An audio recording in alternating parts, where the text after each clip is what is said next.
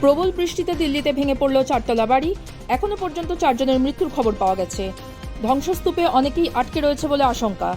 ঘটনাস্থলে রয়েছে পুলিশ, দমকল এবং বিপর্যয় মোকাবিলা বাহিনী। চলছে উদ্ধার কাজ। নমস্কার, আপনারা দেখছেন দ্য লোকাল জার্নালিস্ট। আপনাদের সঙ্গে আমি লুসি। আজ শনিবার ভোর 3টে নাগাদ মুস্তাফাবাদ এলাকার একটি 4তলা বাড়ি হুড়মুড়িয়ে ভেঙে পড়ে। ধ্বংসস্তূপের নিচে চাপা পড়ে যান বাসিন্দারা। খবর পেয়েই দ্রুত সেখানে পৌঁছয় পুলিশ ও দমকল। আসে বিপর্যয় মোকাবিলা বাহিনীও। শুরু হয় উদ্ধার কাজ।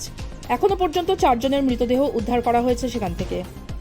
ঘটনায় দিল্লি পুলিশের সহকারী ডিসি সন্দীপ লাম্বা এবং দিল্লির দমকল বিভাগের আধিকারিক রাজেন্দ্র আটওয়াল জানিয়েছেন, রাত 3টে নাগাদ বাড়িটি ভেঙে পড়ে। ভিতরে অনেকেই ছিলেন, তারা ধ্বংসস্তূপে আটকে পড়েন।